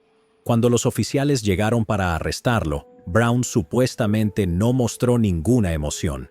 La policía lo describió como solemne y frío, afirmando que no mostró ninguna reacción al enterarse de los cargos en su contra. Después de su arresto, Brown fue detenido en Carolina del Norte, donde permanece mientras espera la extradición a Maryland. Ya están en marcha los procedimientos legales para trasladarlo al condado de Prince George, donde enfrentará un juicio formal. Si es condenado, Roger Brown enfrenta la posibilidad de pasar el resto de su vida en prisión sin derecho a libertad condicional. El jefe de policía Malik Aziz dijo: "Hoy dimos un gran paso hacia la justicia para Cathy y el cierre para su familia. Este caso sirve como recordatorio de que nunca dejaremos de buscar la verdad, sin importar cuánto tiempo haya pasado. Muchos de los seres queridos de Catherine han fallecido, pero el arresto trajo cierre a su hermano y hermana. La familia de Catherine emitió una declaración agradeciendo a los investigadores por su compromiso en obtener justicia. Dijeron: "Toda la familia Donoghue quiere expresar nuestra más profunda gratitud a todos los involucrados en esta investigación, especialmente a los hombres y mujeres del Departamento de Policía del Condado de Prince George por sus esfuerzos incansables y su dedicación inquebrantable para buscar justicia. Siempre estaremos agradecidos por su determinación, su compasión y su incansable búsqueda de la verdad, que nos ha dado un sentido de cierre que nunca pensamos que sería posible después de todo este tiempo". Margaret Lois Bell. En diciembre de 1996, en la tranquila comunidad de Evans Crossroads, Carolina del Norte, una mujer de 45 años fue encontrada brutalmente apuñalada hasta su muerte en su propio hogar. Durante casi 3 décadas, sus seres queridos se quedaron sin justicia, atormentados por la naturaleza brutal de su fallecimiento y el silencio que siguió. Margaret Lois Bell nació en 1951 y para cuando llegó a la mediana edad, había llegado a ser un miembro querido de su comunidad en Evans Crossroads, cerca de Roland, Carolina del Norte. A los 45 años, Margaret vivía sola, con sus hijos ya adultos y viviendo sus propias vidas. El 4 de diciembre de 1996, el cuerpo de Margaret fue descubierto en su hogar en la carretera Tom M. El hallazgo ocurrió cuando uno de sus vecinos, residente del área, entró en su casa y la encontró muerta. Choqueado y horrorizado por la escalofriante escena, el vecino alertó de inmediato a las autoridades. Al llegar al lugar, los investigadores encontraron que Margaret había sufrido múltiples apuñaladas, lo que indicaba un final brutal y violento para su vida. Las circunstancias que rodearon su fallecimiento fueron alarmantes y las autoridades rápidamente clasificaron su muerte como homicidio. Dada la brutalidad del ataque, la policía se apresuró a determinar qué había sucedido con Margaret y quién podría ser responsable. En los días posteriores al hallazgo, la investigación avanzó con urgencia. Los detectives revisaron la casa de Margaret en busca de signos de lucha o posibles pruebas que pudieran señalar a un sospechoso. Sin embargo, la falta de pruebas definitivas o testigos dejó a la policía en un punto muerto y el caso se enfrió como nieve. La familia y los amigos de Margaret lucharon por entender por qué alguien querría hacerle daño, ya que no había señales previas de peligro o conflicto en su vida. Un avance significativo emergió en la investigación largamente dormida después de 25 años. En abril del 2021, los investigadores ejecutaron una orden de registro y obtuvieron con éxito una muestra de ADN de un hombre llamado Kenneth Delton Locklear.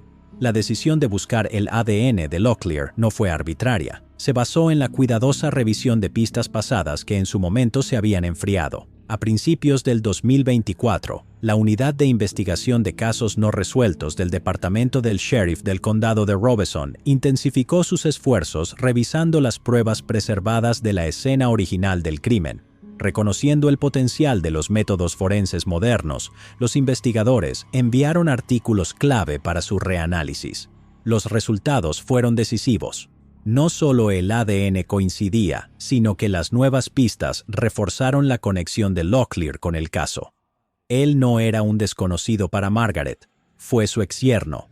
Esta relación entre Margaret y Locklear aportó nueva claridad al caso y generó preguntas dolorosas para quienes alguna vez lo consideraron parte de la familia.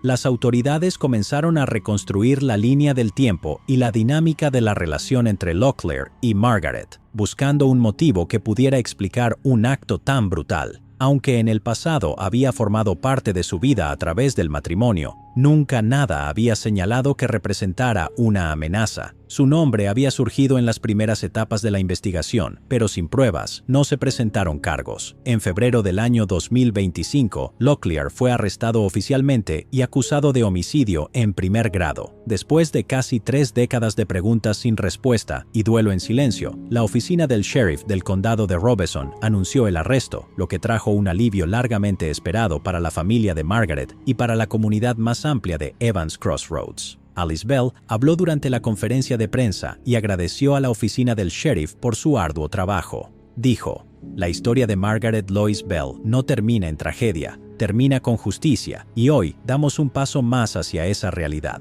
El sheriff del condado de Robeson, Bernice Wilkins, declaró: «Hemos logrado dar nueva vida a otros casos no resueltos, incluido este, durante los últimos años. A medida que la tecnología y la ciencia continúan evolucionando, casos como este tienen una mejor oportunidad de resolverse. Este arresto debe servir como mensaje para aquellos que han evadido la responsabilidad por crímenes atroces. No vamos a rendirnos en la búsqueda de justicia y cierre para las familias que aún sufren». Comentó que la madre de Margaret falleció recientemente y expresó su deseo de haber hecho el anuncio antes de su partida. Dijo: «Lo que realmente desearía es que hubiéramos podido lograr esto antes. Tengo entendido que su madre y algunos hermanos han fallecido en las últimas 2 semanas. Ojalá ella hubiera estado viva hoy para ver esto por sí misma». Se llevó a cabo una audiencia de fianza para Locklear en el Tribunal del Condado de Robeson. Un juez le asignó un defensor público, pero le negó la posibilidad de salir bajo fianza. El hijo de Margaret, Eric Dial, al reflexionar sobre el dolor que su familia había cargado durante tantos años, habló desde el corazón. Dijo: «Después de 28 años esperando, buscando, ha sido un peso que se ha quitado de nuestros corazones. En este momento, ella está en el cielo, celebrando». El 18 de abril se anunció que Locklear falleció en la cárcel. La causa de su fallecimiento aún debe ser confirmada. Ricardo Burbano. En marzo de 1992, un joven de 19 años dejó su tranquila vida suburbana en Falls Church, Virginia, y se adentró en el corazón de Washington, D.C. para nunca regresar.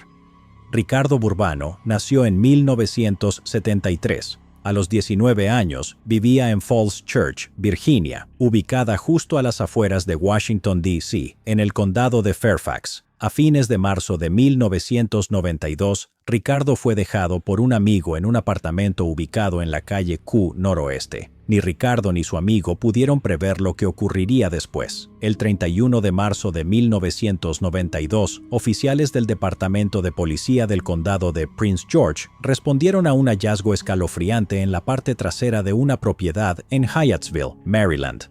Allí encontraron a un hombre adulto inconsciente y sin responder.